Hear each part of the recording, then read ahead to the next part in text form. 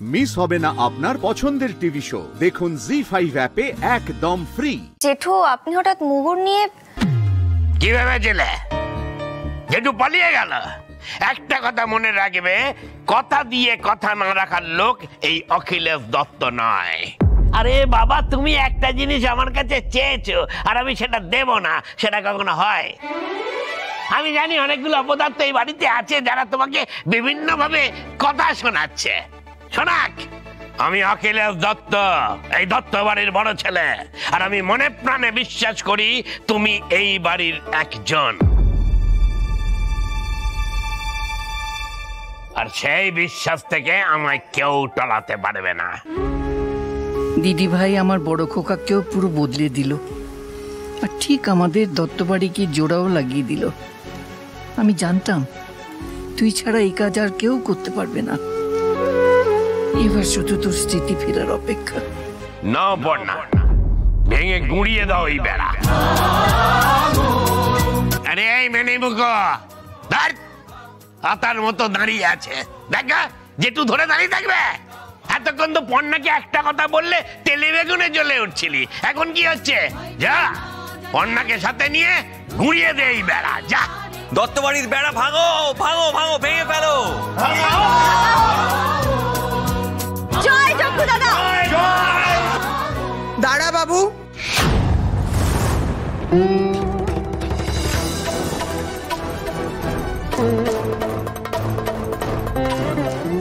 মা, তোমার সমস্যাটা ঠিক কি বলো তো? কোনো কিছু ভালো হলেই তোমার ভালো লাগে না নাকি?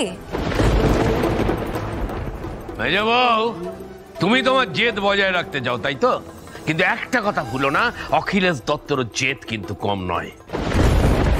কিন্তু আজকে আমি সমস্ত জেদ বিসর্জন দিচ্ছি, কেন জানো? শুধুমাত্র এই পর্ণা মেয়েটার জন্য। ঠিক আছে, আমি একটা কাজ করছি। আমি বড় হয়ে তোমার কাছে হাত জোর করে অনুরোধ করছি,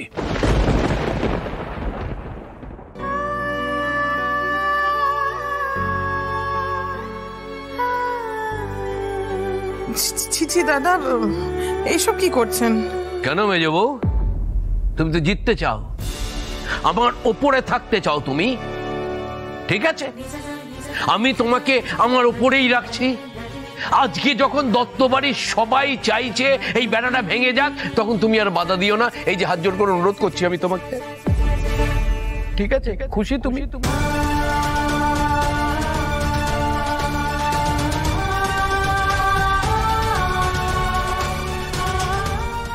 দাদার দোহাই আপনার, এভাবে বলবেন না আমাকে, কখনো না।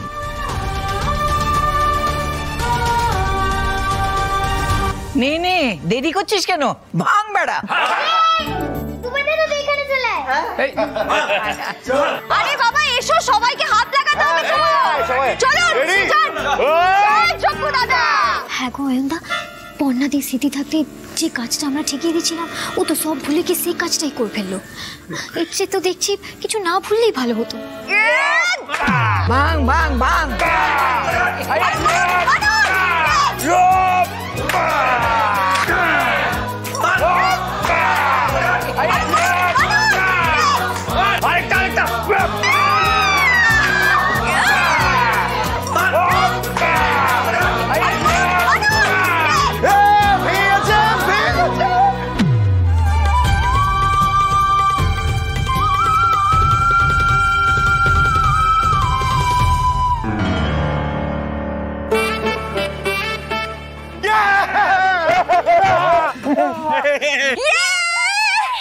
লজ্জা পেয়ে গেলি বল? প্রতিভাইকে ছেড়ে আমার কাছে চলে এলি, কষ্টটা আমি বুঝতে পারছি। এই বুটি বলছি, ওরা কি সিক্রেট কথা বলছে বলতো? আমরা তো মিস করে গেলাম। ওইসব বাবার জেঠুর সিক্রেট কথা। ও তাই বুঝি?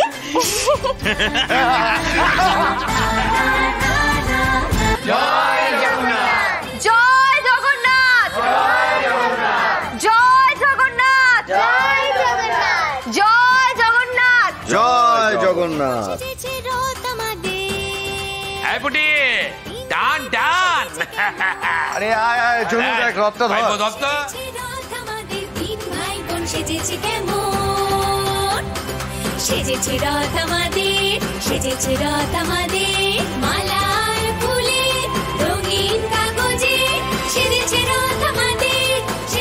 পর্ণা আসুন না। স্বামী, ও স্বামী, কি গো শুনছো? বাবা, ও আবার এসে গেছে।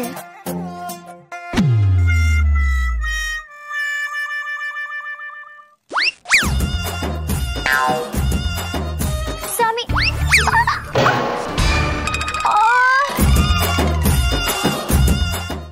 ও মা গো, হ্যাঁ গো স্বামী, দেখছো না তোমার বউ পড়ে গেছে?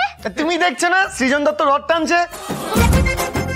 এই শোনো, ওখানেই পড়ে থাকো, একদম সামনে আসবে না, নয়তো এই রড এবার তোমার উপর দিয়ে টেনে নিয়ে যাবো। হ্যাঁ মা গো, এরা কি সাংঘাতিক, সত্যি সত্যি না আমার উপর দিয়ে চালিয়ে দেয়। জয় জগন্নাথ।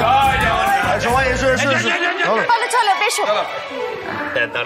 এ কি বর্ষা, তুমি দাঁড়িয়ে রইলে কেন? চলো। থাক না পর্ণাদি, তোমরা যাও, আমার ভালো লাগছে না।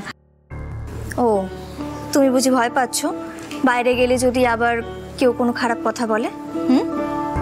না পর্ণাদি, তোমরা যাও না, থাক না, আমি থাকি। বর্ষা, একটা কথা বলি, এই রথের চাকার মতনই না জীবনের সমস্ত অতীতকে ভুলে গিয়ে সামনের দিকে এগিয়ে চলো। আর তোমার যে স্মৃতিগুলো তোমাকে কষ্ট দিচ্ছে সেগুলো এই রথের চাকার তলায় পিষে ফেলো। তুমি পারবে বর্ষা। সত্যি কি আমি পারবো? আলবাত পারবে। যে মানুষটা তোমার কোনো মূল্যই দেয়নি, শুধু তোমাকে কষ্ট দিয়েছে, তার জন্য তুমি নিজের জীবনটা কেন নষ্ট করবে বলো তো? আমি তোমাকে বলছি, শোনো বর্ষা, তুমি আবার নতুন করে জীবনটা শুরু করো। চলো এসো, চলো ধরো ধরো ধরো। দেখলেন তো অন্ধকার কাটিয়ে কেমন এই দত্তবাড়িকে আপনি আলো করে তুললেন। আপনি যথার্থই আলোকপর্ণা।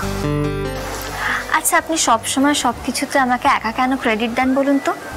আমি তো একা কিছুই করিনি, আপনি সব সময় আমার পাশে ছিলেন, তাই আমি করতে পেরেছি।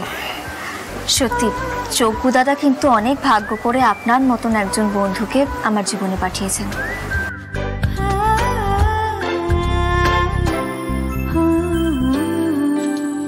কতদিন পরে এই বাড়ির সবাইকে একসাথে হাসতে দেখছি, আমার মনটা ভরে গেল।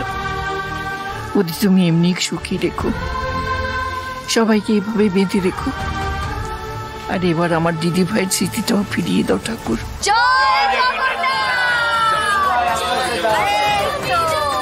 ইচ্ছা করছে তুই একেবারে সহ্য কর। বুঝতে পারছি পর্ণা যা শুরু করেছে তাতে ওদের মাথাটা কিন্তু আবার ঘুরে যাবে। সেটাই তো তখন থেকে বলে চলেছি আপনাকে। আমিও খেয়াল করেছি সবটা। পর্ণার স্মৃতি চলে যাওয়ায় আমাদের যে সুবিধাটা হয়েছিল, এভাবে চলতে থাকলে আমাদের অসুবিধা হয়ে যাবে। জি5 ডাউনলোড করুন আর সব এপিসোড দেখুন একদম ফ্রি।